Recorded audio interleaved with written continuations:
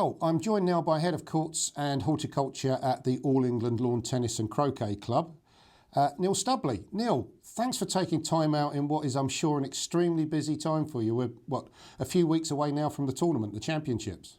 Yeah, we are 4 weeks yesterday from official practice, or 3 weeks yesterday, sorry, from official practice, and then 3 weeks Monday, it all kicks off. So I have to start with how are preparations going for the championships? Are things where you'd want them to be? Yeah, I think with the weather coming on now, sort of, late May, we would have liked it to be a little bit warmer than it is, but again, I think that's just the modern world for a turf manager. You're just dealing with elements all the time, and you know, I would be lying if I said that April, May hasn't been challenging. But again, that's just what we're dealt with, and as turf managers, it's always that challenge is that you just don't know what's around the corner, and you've always got to have a plan A, B, and C up your sleeve, depending on what's going to happen. But we're okay. We're open for members. We kind of opened in mid-May, and then it's pretty much been closed since because of the rain, obviously. But yeah, we're happy. We've got some of the players that have bypassed Roland Garros are starting to turn up on site now. So yeah, we've got a few players floating around, and we're open for members, and hopefully over the next few weeks we'll get some nice, steady, not too hot, not too cold, not too wet, not too dry weather, and hopefully, fingers crossed, we'll be ready for day one. When do members stop using the courts and you get them to just get ready for the championships? So members on a normal year can play up until the Friday before a championship. So practice week, players and members can book the same courts. We're fortunate that we have enough courts that more often than not, that there's enough for everybody. But again, yeah, members can play up until 2 days before the championship starts.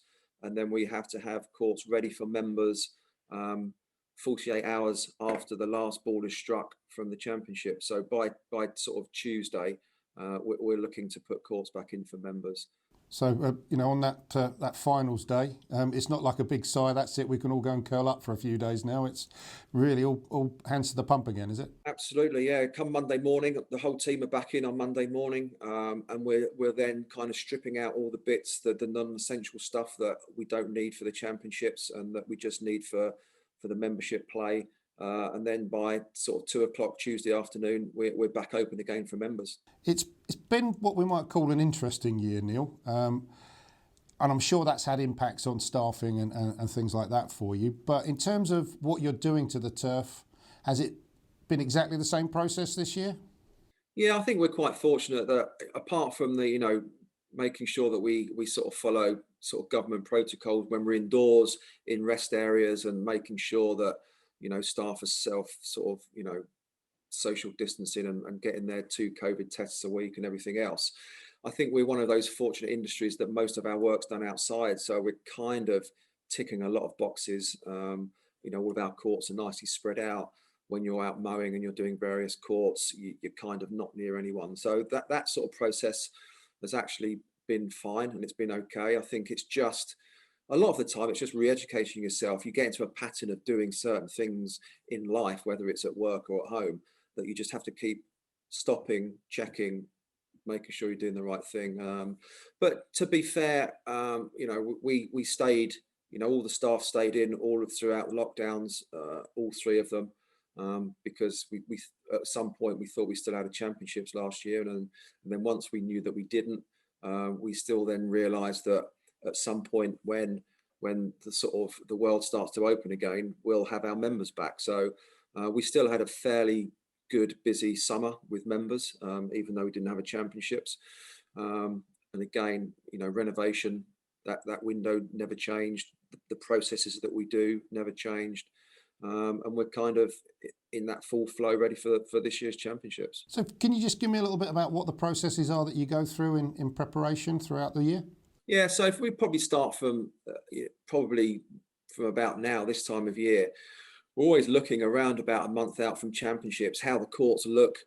Do we think they're in a good position? Do we think that the spring and the autumn renovation went well? So we're always checking, kind of even before the championships, what we need to be doing afterwards. If we think, well, actually, if we'd have done this or done that, then we'll know for this year's renovation, right, let's do this, let's do that. So I guess 40% of what we do is kind of built out of that. There'll be a percentage of what we do that comes out of the championships. And again, we have to be quite flexible on that, depending on what the temperatures are like. And sometimes they're out of our control, and we are managing a live surface that unfortunately is out of our control sometimes. And you just have to deal with what it brings. And then we get through the championships. We'll then have, a summer of members play. We have other events held on site. We have outside tournaments that then come in to play their finals here. And then really by about sort of mid-August, we're closing courts and we'll start shutting things down, and we'll do our tried and tested sort of maintenance regime. Again, with all the research we do, we're kind of constantly looking at that. So, we'll do our renovation, we'll start taking courts out, and then we'll start making sure that we get them where they need to be before the weather turns into sort of a late autumn, winter. And then it's just that sort of managing turf, how you need to manage it, depending on the weather. We get back through to spring, and then by sort of late March, we're then gearing into our championship sort of mode. We kind of work back from around about 12, 14 weeks out from champs, and there'll be certain sort of routines that we'll do. With our sort of fertilizer regimes become very much sort of fine-tuned, and making sure that we're sort of spoon feeding rather than sort of more generic stuff. We're just doing a lot of things a little and often.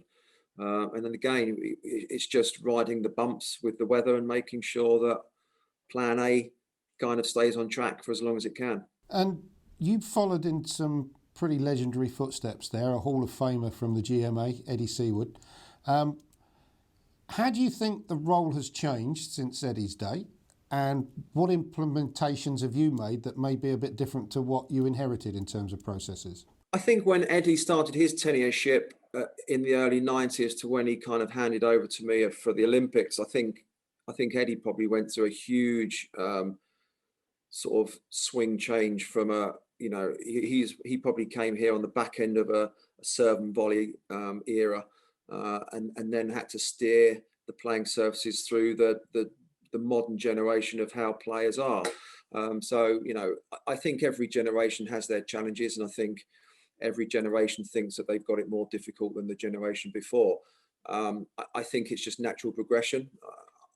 I'm very fortunate that, having worked under Eddie for the best part of probably 16 years, I think, before he retired, I think one of Eddie's many attributes is that he could stay very level-headed when there was a crisis sort of brewing around him, and he would kind of step back, methodically look at things and just say, right, are we doing the right things? Have we kept to the same principles? If we are, then we keep to that, because if we start changing too much, then you don't know what you're in control of. So I kind of was very fortunate that I could kind of see how that worked from behind the scenes. I like to think that I've kind of picked up those traits from him, and we've brought those forward.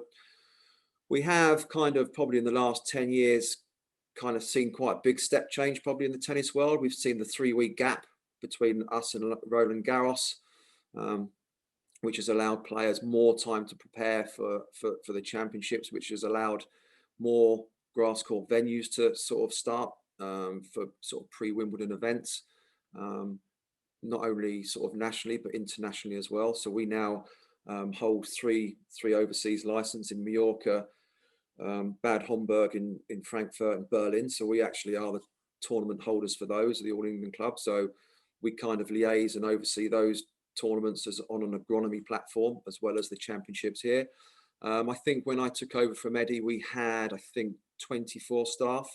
I think by the end of this year, we'll probably have, I think it's 43 staff. So we've kind of doubled our staff in the last sort of 10 years. We've taken the landscaping in-house, which used to be contract.